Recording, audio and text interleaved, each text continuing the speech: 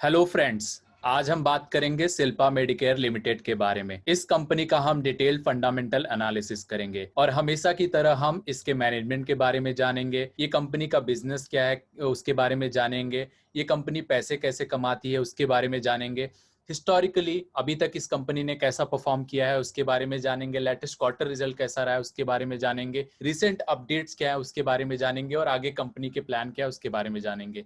इसके बाद एंड में हम देखेंगे ये कंपनी अभी कैसे ट्रेड हो रही है, इसके वैल्यूएशन कैसे हैं, इसे हमें बाय करना चाहिए या नहीं करना चाहिए। अगर आपको मेरे अभी तक के वीडियोस पसंद आ रहे हैं तो मैं आपको रिक्वेस्ट करूंगा कि आप मेरे चैनल को जरूर सब्सक्राइब कीजिए, लाइक कीजिए और शेयर करिए और हमें बढ़ने में मदद करिए। तो चलिए शुरू करते हैं शिल्पा मेडिकेयर का फंडामेंटल एनालिसिस मैनेजमेंट के साथ। तो जैसा कि आप फोटो में देख पा रहे हैं, ये विष्णुकांत भुताड़ा जी हैं, ये कंपनी के वन ऑफ द फाउंडर हैं। तो इनके बारे में मैं आपको थोड़ा बता देता हूँ। इनका जो जन्म हुआ था, एक माहेश्वरी मारवाड़ी फैमिली में जन्म हुआ था इनका। तो मोस्टली मारवाड़ी जो फैमिलीज थी इस एरिया की, यहाँ पे मोस्टली लोग बीकॉम करते थे और अपनी फैमिली बिजनेस में चले जाते थे, पर इन्होंने ऐसा नहीं किया। इन्होंने बी फार्मा परस्यू किया, जो कि उनके यहाँ के ट्रेंड से थोड़ा अलग था। और बी फार्मा परस्यू होने के बाद इनकी खुद की फैमिली बिजनेस हुआ करती थी टेक्सटाइल की, पर इन्होंने उसमें एंटर नहीं किया और इन्होंने अपनी खुद की कंपनी चालू की, फार्मा की कंपनी। इन्होंने 1987 में रायचूर कर्नाटका में अपनी कॉन्ट्रैक्ट मैन्युफैक्चरिंग की कंपनी शुरू की। उस समय अगर आप देखेंगे तो मोस्टली जो फार्मा की कंपनी थी वो अहमदाबाद, हैदराबाद और मुंबई में सेटअप हुआ करती थी। फिर भी इन्होंने रायचूर में फार्मा कंपनी सेटअप की, तो वहां भी इन्हें थोड़ी कठिनाइयां झेलनी पड़ी क्योंकि मैन पावर वहां मिलना थोड़ा डिफिकल्ट था। तो यहाँ आप देख पा रहे हैं जैसे कि ये फैमिली ट्रेडिशन के अगेंस्ट गए, इन्होंने सेटअप भी थोड़ा अलग किया और इन्होंने कॉन्ट्रैक्ट मैन्युफैक्चरिंग की शुरुआत की। धीरे धीरे इस कंपनी को ये आगे लेकर गए और एक्टिव फार्मास्यूटिकल इंग्रेडिएंट्स एपीआई, जिसके बारे में मैं आपको डिटेल में बताऊंगा क्या होता है, उसकी शुरुआत की। फिर इन्होंने 1999 में और 2000 में इन्होंने रियलाइज किया कि जो फ्यूचर है उसमें कैंसर बहुत बड़ी वजह होगा, लोगों की डेथ की वजह होगा। और जैसा कि अगर आप जानते होंगे कि 2018 में जो डेथ हुई थी उसमें दूसरा सबसे बड़ा वजह कैंसर ही था। तो इन्होंने उस समय उस पर फोकस करना चालू किया। इन्हें लगा शायद फ्यूचर में हम इस डोमेन में ज्यादा हेल्प कर पाएंगे। तो उस समय ज्यादातर फार्मा कंपनी इस कार्डियो डायबिटीज जैसी बीमारियों पे फोकस कर रही थी, पर इन्होंने कैंसर पे फोकस किया। तो ये देख सकते हैं कि कंपनी ने ऑन्कोलॉजी पे फोकस किया। तो इनका विजन भी बहुत अच्छा था, ये थोड़ा लोगों से हटकर अलग तरीके की सोचते थे। तो ये हो गई इस कंपनी के फाउंडर और इनके मैनेजमेंट के बारे में। ये आज भी कंपनी से जुड़े हुए हैं और इनकी प्रमोटर होल्डिंग भी इस कंपनी में है। तो जैसा कि आप देख पा रहे हैं, ये कंपनी जो इन्होंने बनाई है शिल्पा मेडिकेयर, ये कॉन्ट्रैक्ट मैन्युफैक्चरिंग से शुरुआत हुई, फिर इस कंपनी ने एपीआई बनाना चालू किया और बाद में कैंसर पे बहुत ही ज्यादा फोकस किया। तो चलिए देखते हैं आज ये कंपनी क्या करती है। तो जो शिल्पा मेडिकेयर है आज के दौर में ग्लोबल ब्रांड है और ये मैन्युफैक्चर करता है और सप्लाई करता है अफोर्डेबल एपीआई और फॉर्मुलेशन। ग्लोबली ये सप्लाई करता है रेगुलेटेड मार्केट्स में भी। तो यहाँ एपीआई आपको, जैसे मैंने पहले भी वीडियोस में बताया है, एपीआई क्या होता है। API basically active pharmaceutical ingredients होता है, जिससे अगर जो आपका फाइनल ड्रग बनता है उसमें जो सबसे की मटेरियल होता है जिससे इफेक्ट आता है उस मेडिसिन का, उसे हम एपीआई कहते हैं। तो एपीआई बहुत ही इंपॉर्टेंट हो जाता है किसी भी ड्रग के लिए। तो ये कंपनी एपीआई पे बहुत ज्यादा फोकस करती है। एपीआई के बाद जो नेक्स्ट लॉजिकल स्टेप होता है किसी भी कंपनी के लिए, अगर आप एपीआई बहुत अच्छे से बना पा रहे हैं, पर एपीआई में आप डायरेक्ट सेल नहीं करते, आप एक ड्रग कंपनी को एपीआई सेल करते हैं, वो कंपनी ड्रग बनाती है और फिर वो ड्रग सेल करती है। तो आप वर्टिकल इंटीग्रेशन करके डायरेक्ट कंज्यूमर तक पहुंच सकते हैं। तो ये इस कंपनी ने लॉजिकली वर्टिकल इंटीग्रेशन किया। ये ऑन्कोलॉजी के एपीआई बनाते थे, उसके बाद इन्होंने फॉर्मुलेशन में भी एंट्री कर ली और ये फॉर्मुलेशन ड्रग बनाकर भी रेगुलेटेड मार्केट और अनरेगुलेटेड मार्केट में एंटर कर गए। तो आज के दौरान में अगर आप देखेंगे, ये कंपनी जो है एपीआई एक्टिव फार्मास्यूटिकल इंग्रेडिएंट्स बनाती है और फॉर्मुलेशन बनाती है। तो जो की मटेरियल है वो भी बनाती है, उसके साथ साथ फॉर्मुलेशन भी बनाती है। तो चलिए और देखते हैं इस कंपनी के बारे में, एपीआई की क्या डिटेल्स है हमारे पास। तो आज के दौर में अगर आप देखेंगे एपीआई में, ये कंपनी 30 ऑन्कोलॉजी एपीआई बनाती है। ऑन्कोलॉजी मतलब कैंसर। तो यहाँ पे अगर आप देखेंगे कैंसर से रिलेटेड इस कंपनी के पास आज 30 एपीआई प्रेजेंट है। और ये जो एपीआईज है ये रेगुलेटेड मार्केट जैसे कि यूएस हो गया, यूरोप हो गया, जापान वगैरह, यहाँ रेगुलेशन बहुत स्ट्रिक्ट है, वहां सप्लाई करती है। इसके अलावा इमर्जिंग मार्केट में भी ये बहुत ज्यादा सप्लाई करते हैं, मेक्सिको, ब्राजील वगैरह और इंडिया में भी। इसका मेजर रेवेन्यू आप देखेंगे ऑन्कोलॉजी कैंसर प्रोडक्ट से ही आता है, एपीआईज और फॉर्मुलेशन से, और इनका कुछ हिस्सा नॉन ऑन्कोलॉजी एपीआई से भी आता है जो ये यूरोप और इंडिया में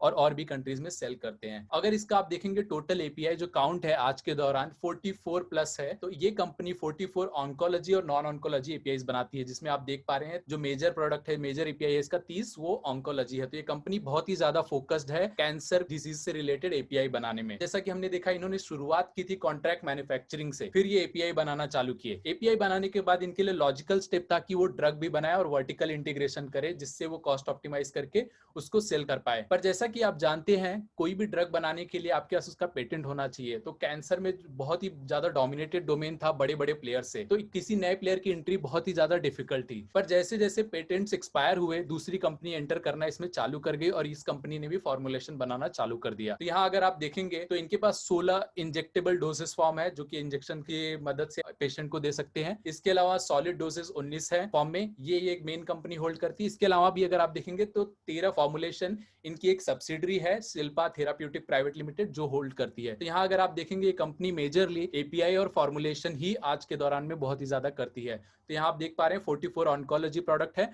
और यहाँ फॉर्मुलेशन में अगर आप देखेंगे तो इन्होंने फॉर्मुलेशन में ऑन्कोलॉजी पे ही फोकस किया है। तो ये जो ड्रग बना रहे वर्टिकल इंटीग्रेशन ये जो किया है इन्होंने ये कैंसर वाले प्रोडक्ट में ही किया है, नॉन ऑन्कोलॉजी में अभी भी ये एपीआई ही बनाते हैं। तो ये कंपनी का आज का सिचुएशन है। इसके अलावा भी नए नए बिजनेस पे कंपनी फोकस करना चाह रही है। तो चलिए देखते हैं कंपनी के बिजनेस डोमेन्स क्या क्या हैं। जैसा कि हमने देखा एग्जिस्टिंग बिजनेस में ये एपीआई बनाते हैं, ऑन्कोलॉजी जो कि कैंसर है उसमें बहुत ही ज्यादा इनके प्रोडक्ट है। इसके अलावा नॉन ऑन्कोलॉजी की भी एपीआई ये कंपनी बनाती है। इसके अलावा हमने देखा जैसे कि रिसेंटली इन्होंने फॉर्मुलेशन बनाना भी स्टार्ट कर दिया, ड्रग बनाना स्टार्ट कर दिया कैंसर के लिए। इसके अलावा ये कंपनी बहुत ही ज्यादा फोकस कर रही है बायोलॉजिक्स एंड बायोसिमिलर में। अभी तक आप देखते आ रहे होंगे बहुत ही ज्यादा जो भी हमारे फार्मा प्रोडक्ट होते थे वो केमिकल से बनते थे और केमिकल फॉर्मुलेशन होता था। पर अब अगर आप देखेंगे तो ज्यादा से ज्यादा जो नए ड्रग्स आ रहे हैं वो बायोलॉजिकल होते हैं। बायोलॉजिकल प्रोडक्ट मतलब क्या, इसमें जो लिविंग ऑर्गेनिज्म होते हैं उनका इस्तेमाल किया जाता है। इसमें बर्ड, एनिमल, माइक्रोब्स ये सब का इस्तेमाल किया जाता है। तो यहाँ लिविंग ऑर्गेनिज्म का इस्तेमाल होता है जिससे ये प्रोसेस बहुत ही ज्यादा कॉम्प्लेक्स हो जाता है और इसका इस्तेमाल भी अगर आप देखेंगे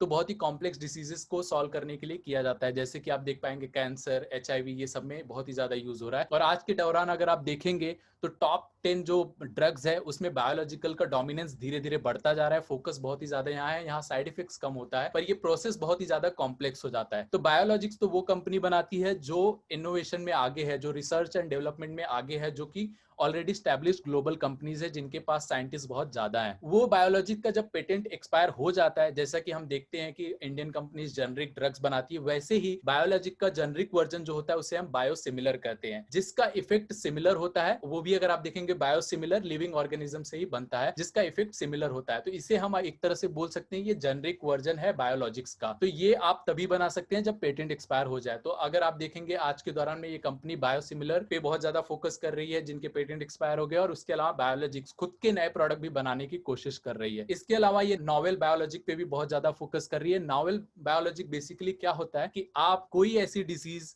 जिसके लिए कोई क्योर अवेलेबल नहीं है और आप खुद पहली बार उसे बना रहे हैं तो उस पे भी बहुत ज्यादा इस कंपनी का फोकस कर रही है। या फिर कोई नई मेडिसिन जिसके कॉम्बिनेशंस थोड़े अलग हो और आप फर्स्ट टाइम बना रहे हैं तो उसे नोवेल बायोलॉजिक कहते हैं। तो अगर आप देख पा रहे हैं यहाँ पे कंपनी बायोसिमिलर बायोलॉजिक्स का जो जेनरिक वर्जन है उस पर बहुत ज्यादा फोकस कर रही है, बायोलॉजिक्स पे फोकस कर रही है, नोवेल बायोलॉजिक पे भी फोकस कर रही है। अगर आप देखेंगे यहाँ रिसर्च एंड डेवलपमेंट का कॉस्ट बहुत बढ़ जाता है, कॉम्प्लेक्सिटी बहुत बढ़ जाती है। तो यह कंपनी बहुत ही ज्यादा रिसर्च एंड डेवलपमेंट में फोकस कर रही है ताकि इसको यहाँ लीड मिल पाए। और ऐसा इसे इसलिए करना पड़ रहा है क्योंकि अगर आप देखेंगे जहां पे बैरियर टू एंट्री बहुत कम है और जहां आप जेनरिक ड्रग्स है वहां बहुत सारे प्लेयर एंटर हो जाते हैं और वहां मार्जिन पूरी तरह से खत्म हो जाता है, फिर आपको बहुत ज्यादा प्रॉफिट वहां नहीं होता। तो आपको फोकस करना पड़ता है कि कौन सा मेडिसिन है जिसका पेटेंट रिसेंटली एक्सपायर हुआ है, आप सबसे पहले एंटर करें, जेनरिक वर्जन बनाए और वहां कॉम्पिटिशन थोड़ा ज्यादा हो, कॉम्प्लेक्सिटी उसकी ज्यादा हो ताकि दूसरे एंटर ना कर पाए। और आपको ये कंटिन्यूअसली करना पड़ेगा नए नए प्रोडक्ट के लिए, तभी आप आगे बढ़ पाएंगे। और इस कंपनी का बहुत ही ज्यादा फोकस रहा है कि ये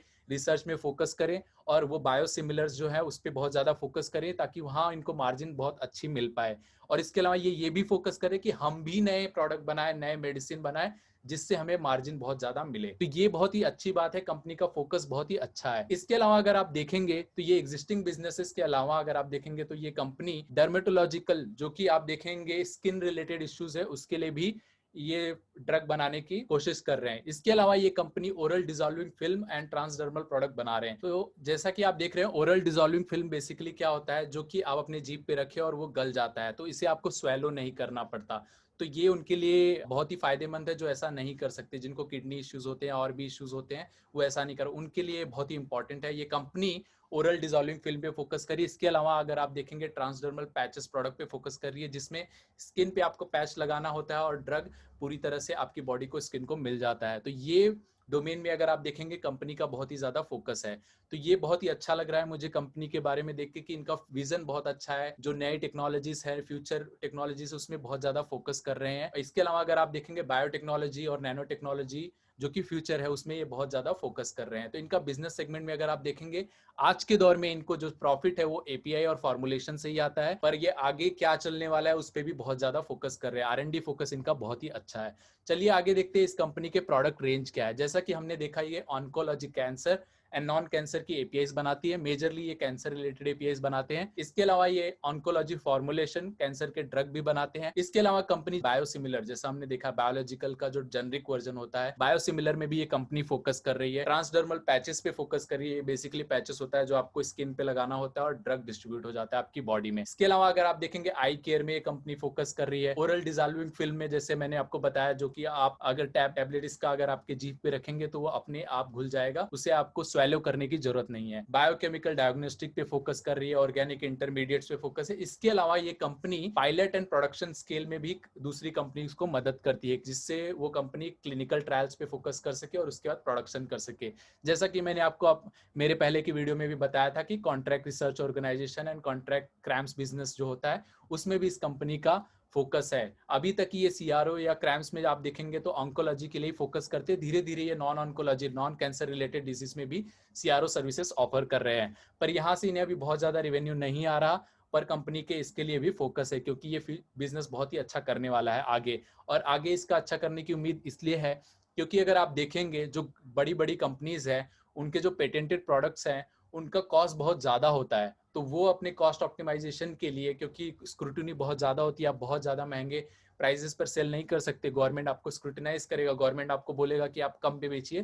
तो उन्हें अपना कॉस्ट ऑप्टिमाइजेशन करने के लिए ऐसे प्लेयर को आउटसोर्स करना पड़ेगा, मैन्युफैक्चरिंग एंड रिसर्च, जो कि कम कॉस्ट में कर पाए। तो वहां पे आप देखेंगे Indian companies, Chinese companies help करती हैं सीआरओ एंड क्रैम्स बिजनेस में। तो ये हो गया फ्यूचर बिजनेस के थोड़ा बारे में। आगे देखते हैं इस कंपनी का अगर पेटेंट स्टेटस देखेंगे, जो पेटेंट आप देख रहे हैं, ये खुद के ड्रग नहीं बनाए इन्होंने, जो बायोसिमिलर जेनरिक वर्जन है उसके पेटेंट है। हाँ, एक इन्होंने जरूर बनाया है, उसके बारे में बहुत ज्यादा डिटेल अभी अवेलेबल नहीं है। तो आप जैसा देख रहे हैं, टोटल 380 पेटेंट इन्होंने फाइल किए हैं, जिसमें इन्हें 51 ग्रांट हो चुके हैं। ये ग्लोबल पेटेंट फाइलिंग है। एपीआई में देख सकते हैं आप, फॉर्मुलेशन में देख सकते हैं, बायोलॉजिकल में भी इन्होंने 7 पेटेंट फाइल किए, जिसमें 2 ग्रांट हो गए हैं। ये सारे पेटेंट इनके खुद के नहीं है, कुछ इनके कस्टमर के भी हैं। चलिए देखते हैं ये कंपनी के ऑपरेशन कहाँ कहाँ पे है। तो आप जैसा देख पा रहे हैं, कंपनी 2 कंट्रीज में ऑपरेट कर, और इनकी मैन्युफैक्चरिंग कैपेसिटी है, एक इंडिया और एक ऑस्ट्रिया में। इंडिया में अगर आप देखेंगे तो धारवाड़ में इनका बायोलॉजिकल मैन्युफैक्चरिंग प्लांट है। बेंगलुरु में इनका रिसर्च एंड डेवलपमेंट का प्लांट है। बायोलॉजिक्स को छोड़ के बाकी सारे रिसर्च एंड डेवलपमेंट बेंगलुरु में होते हैं। रायचूर यूनिट में आप देखेंगे, ये एपीआई की यूनिट है इनकी, नॉन ऑन्कोलॉजी और ऑन्कोलॉजी की। रायचूर यूनिट 2 भी देखेंगे, वहां भी एपीआई की यूनिट है और आरएनडी भी होती है। जड़चेलरा यूनिट अगर आप देखेंगे, यहाँ ये फॉर्मुलेशन बनाते हैं। फॉर्मुलेशन जैसे मैंने आपको बताया था, ड्रग जो होता है कैंसर का, उसको बनाते हैं यहाँ पे। तो इनका जो फॉर्मुलेशन है आप देख पा रहे हैं, जड़चेलरा यूनिट में बनता है। हैदराबाद में आप देखेंगे, यहाँ भी फॉर्मुलेशन बनाते हैं, पर ये ओरल डिसॉल्विंग फिल्म्स की बनाते हैं। तो ऑन्कोलॉजी का अगर आप देखेंगे, जो मेजर फॉर्मुलेशन है वो इनका जड़चेलरा यूनिट में ही बनता है, जो कि बहुत ही अच्छा ग्रोइंग बिजनेस है, जिसके बारे में हम आगे डिस्कस करेंगे। हुबली में इन्होंने अपना बायोलॉजिकल मैन्युफैक्चरिंग साइट और research and development site setup किया हुआ है। हैदराबाद में भी इनका अगर आप देखेंगे तो बायो एनालिटिकल आर&डी सेंटर है। ऑस्ट्रिया में भी इनका आप देखेंगे तो एक एपीआई मैन्युफैक्चरिंग प्लांट है। तो ये आप देख पा रहे हैं, मेजरली इंडिया में साउथ में फोकस्ड है ये कंपनी के मैन्युफैक्चरिंग प्लांट्स और रिसर्च एंड डेवलपमेंट प्लांट्स। इसके अलावा अगर आप देख पा रहे हैं तो इस कंपनी के पास आज के दौर में 265 से ज्यादा भी साइंटिस्ट हैं। ये बहुत ही अच्छी बात है कंपनी के पास साइंटिस्ट होना, क्योंकि यहाँ आपको बहुत ही ज्यादा इनोवेशन करना पड़ता है। अब पेटेंट्स का भी हमने देखा, और इनके पास हमने देखा कि 44 एपीआई है। ये अपने प्रोडक्ट यूएस में सेल करते हैं, Mexico, Brazil, Russia, Europe, India, Japan, south Korea जैसी कंट्रीज में सेल करते हैं। यहाँ आप देख पा रहे हैं, ये रेगुलेटेड मार्केट यूएस, यूरोप वगैरह में भी अपने प्रोडक्ट सेल करते हैं, और इमर्जिंग मार्केट में भी अपने प्रोडक्ट सेल करते हैं। चलिए इस कंपनी का थोड़ा हिस्टोरिकल परफॉर्मेंस देख लेते हैं। FY16 में अगर आप देख पा रहे हैं इनका तो 722 करोड़ का रेवेन्यू हुआ करता था। ये रेवेन्यू इनका FY18 तक ग्रो करके आप देखेंगे 791 करोड़ तक पहुंचा, पर FY19 में ये रेवेन्यू इनका डिक्लाइन हो गया। FY20 इनके लिए बहुत ही बेहतरीन था, जहां आपको देखने मिल रहा है रेवेन्यू इनका 907 करोड़ पहुंचा। तो ये कंपनी अगर आप हिस्टोरिकल देखेंगे पिछले 5 सालों में तो इनका FY20 ही बहुत अच्छा रहा, उसके पहले कंपनी इतना अच्छा नहीं कर पा रही थी। प्रॉफिट आफ्टर टैक्स अगर आप देखें तो यहाँ भी हमें सिमिलर ट्रेंड देखने मिल रहा है। FY16 से FY18 तक इनका ग्रोथ नहीं हुआ। FY19-20 में हमें देखने मिल रहा है कि प्रॉफिट आफ्टर टैक्स इनका इंप्रूव हुआ है। तो ये अगर कंपनी अगर आप देखेंगे पिछले 5-6 सालों में तो बहुत ही ज्यादा इंप्रूवमेंट नहीं है, पर पिछले 1 साल में इस कंपनी ने बहुत ही बेहतरीन परफॉर्मेंस दिया है। इसके अलावा अगर आप 10 साल का रिजल्ट देखेंगे तो वहां इनका जो ग्रोथ है वो डिसेंट है। अगर इनका लोकेशन वाइज ब्रेकअप देखेंगे, ये अपने सेल्स कहां करते हैं, तो इंडिया में अगर आप देखेंगे 36% सेल इनका इंडिया में होता है, यूएसए में इनका 21.2% है, यूरोप में 24%, रेस्ट ऑफ द वर्ल्ड में इनका 18.6% है। तो यहाँ अगर आप देखेंगे लोकेशन वाइज इनका जो सेल्स है वो बहुत ही अच्छी तरह से डाइवर्सिफाइड है, ये किसी एक कंट्री पे बहुत ज्यादा डिपेंडेंट नहीं है, ये बहुत अच्छी बात है। पर यहाँ ग्रोथ हमें बहुत ज्यादा बेहतरीन देखने नहीं मिला है पिछले 5 सालों में। FY20 में जरूर हमें बहुत बेहतरीन ग्रोथ देखने मिला है। चलिए आगे देखते हैं कि इनका जो पिछले 3 साल का है जो रेवेन्यू ब्रेकअप कैसा रहा है। पिछले 3 साल में जैसा आप देख पा रहे हैं रेवेन्यू ग्रोथ इनका आप CAGR देखेंगे 13.66 है, जो बहुत बेहतरीन नहीं है, पर पिछले साल इनका ग्रोथ बहुत अच्छा आया।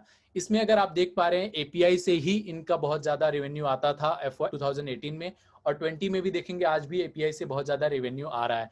पर यहाँ अगर आप टोटल रेवेन्यू में हिस्सा देखेंगे तो फॉर्मुलेशन, जैसा कि हमने देखा ये कंपनी ऑन्कोलॉजी के फॉर्मुलेशन बनाना स्टार्ट कर चुकी थी, इसका हिस्सा बहुत ही ज्यादा ग्रोथ हुआ है और ये बहुत ही ज्यादा बढ़ रहा है। फॉर्मुलेशन बिजनेस में इनको बहुत ज्यादा ग्रोथ देखने मिल रही है, और फॉर्मुलेशन बिजनेस जैसा हमने देखा इन्होंने वर्टिकल इंटीग्रेशन कर लिया पेटेंट्स एक्सपायर होने के बाद, और ये आप देखेंगे जेनरिक वर्जन बनाते हैं वो पेटेंट वाले वर्जन से 50% के डिस्काउंट पे होता है, तो यहाँ इनको कॉस्ट बेनिफिट बहुत ज्यादा मिल जाता है। तो यहाँ आप देख पा रहे हैं फॉर्मुलेशन बिजनेस में इन्हें बहुत ही बेहतरीन ग्रोथ देखने मिला है। ये सब चीजें आप ध्यान में रखिए, बहुत इंपॉर्टेंट है आगे हमें इस कंपनी की स्टोरी समझने के लिए। इसके अलावा हम देखें stand alone result Q1 FY21 का, तो यहाँ आप देखेंगे रेवेन्यू अगर ईयर ऑन ईयर अगर आप कंपेयर करेंगे तो 39% का ग्रोथ रहा। तो इनका जो गया क्वार्टर था इसमें बहुत ही अच्छा हमें परफॉर्मेंस देखने मिला। इसमें अगर आप ब्रेकअप देखेंगे तो API बिजनेस का ग्रोथ 33% रहा, फॉर्मुलेशन बिजनेस का ग्रोथ 78% रहा। तो जैसा मैं आपको बता रहा हूं फॉर्मुलेशन में इनको बहुत ही बेहतरीन ग्रोथ देखने मिला है।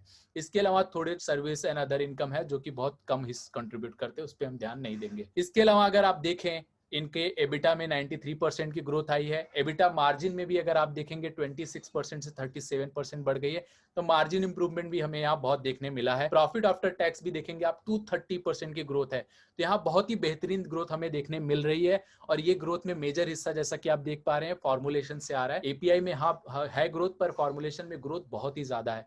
इस कंपनी का टारगेट था कि इस साल ये फॉर्मुलेशन बिजनेस अपना 4 गुना कर देंगे, पर देखते हैं आगे ये कर पाएंगे कि नहीं। प्रॉफिट आफ्टर टैक्स मार्जिन अगर आप देखें तो 39% पहुंच गया है 17% से। तो यहाँ कंपनी के जो नंबर्स है Q1 में बहुत ही बेहतरीन आए हैं। चलिए अपडेट देख लेते हैं कि आज के दौरान में इस कंपनी ने पिछले 1 सालों में या क्वार्टर में क्या किया। इन्होंने अगर आप देखेंगे नॉन ऑन्कोलॉजी एक प्रोडक्ट है इनका ट्रांएक्जिमिक एसिड, जिसकी कैपेसिटी इन्होंने 100% से बढ़ा दी। इसका बिजनेस इनका इंडिया में ही होता है। ये एसिड अगर आप देखेंगे तो ब्लड के जो बहाव है उसको रोकने के लिए यूज होता है।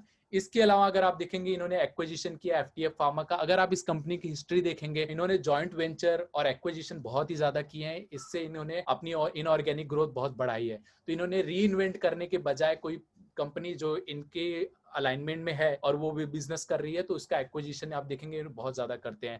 तो ये इनकी ग्रोथ स्ट्रेटेजी पहले से भी रही है। इसके अलावा अगर आप देखेंगे कनाडा और स्पेन में अपने बिजनेस को बढ़ावा देने के लिए इन्होंने अपनी सब्सिडरी स्टैब्लिश की है सेल्स बढ़ाने के लिए और अप्रूवल्स के लिए। इसके अलावा अगर आप देखेंगे तो 4 नए प्रोडक्ट ऑन्कोलॉजी कैंसर सेगमेंट में इन्होंने लॉन्च किया है इंडियन मार्केट में अफोर्डेबल रेट्स पे। आइब्रूजिल, डाजाजिल, एक्सिहिल, लेंसिल, ये सब प्रोडक्ट अगर आप देखेंगे तो इनके जो पेटेंटेड वर्जन है उससे 50% कम भाव पे मिलते हैं, तो यहाँ कंपनी को बहुत ज्यादा फायदा होता है। इसके अलावा अगर आप देखेंगे कंपनी ने रिसेंटली ग्रीन टी फिल्म बनाया है, जो कि ग्रीन टी है और इनके इन हाउस R&D सेंटर में बना है। ये ग्रीन टी बाकी ग्रीन टी से फर्क ये है कि अगर आप बाकी ग्रीन टी देखेंगे तो उसमें जो उसका प्लास्टिक होता है टॉप का वो डिसॉल्व नहीं होता, तो उसमें आप देखेंगे लेफ्ट ओवर बच जाता है, जो कि इन्वायरमेंट के लिए भी अच्छा नहीं है और वो पीने वाले के लिए भी बहुत अच्छी बात नहीं होती।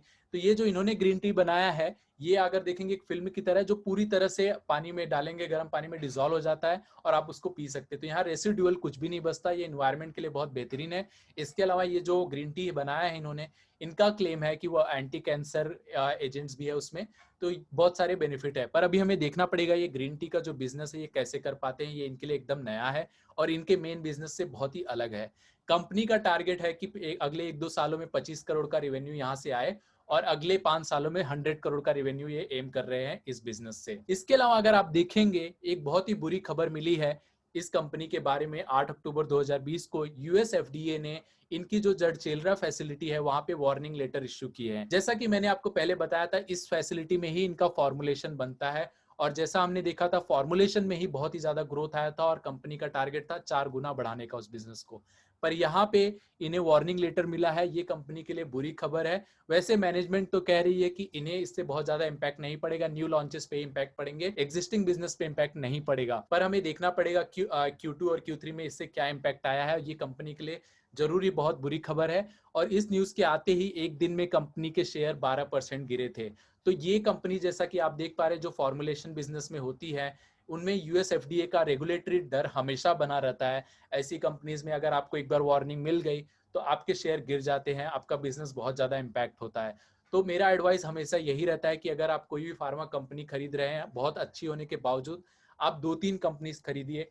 एक कंपनी में सारा फार्मा का जो पैसा है आप नहीं डालिए, क्योंकि आपको हमेशा रिस्क रहेगा। रेगुलेटरी रिस्क इस डोमेन में बहुत ही बड़ा है, कंपटीशन से भी बड़ा रिस्क है ये। तो यहाँ ये बहुत बड़ा रिस्क हुआ है और ये कंपनी के साथ बहुत ही गलत हुआ और ये शेयर होल्डर्स को भी इससे प्रभाव हुआ और शेयर में बहुत ज्यादा गिरावट देखने मिली। मैंने इस कंपनी को बहुत पहले से फॉलो किया है, पर मैं उस टाइम वीडियो बनाना मिस कर दिया था और अब मैं इसलिए बना रहा हूँ क्योंकि अब इसके शेयर प्राइस करेक्ट हुए हैं, तो मुझे लग रहा है शायद यहाँ हमें अपॉर्चुनिटी मिल सकती है।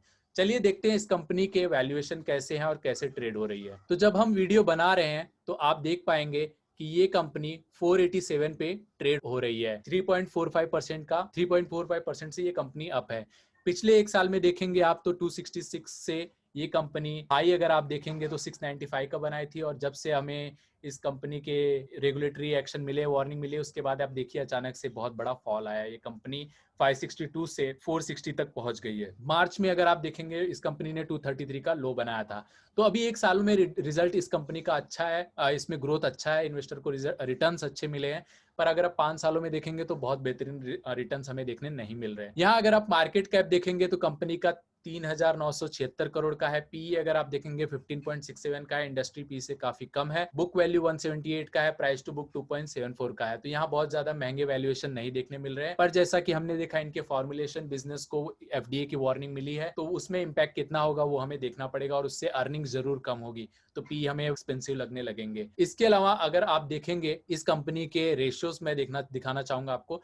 ईपीएस ग्रोथ अगर आप देखेंगे 2016 से 2019 तक ईपीएस में कोई ज्यादा ग्रोथ देखने हमें मिली नहीं। 2020 में जरूर हमें ईपीएस ग्रोथ देखने मिली है। तो पिछले एक साल में कंपनी ने बहुत अच्छा किया है।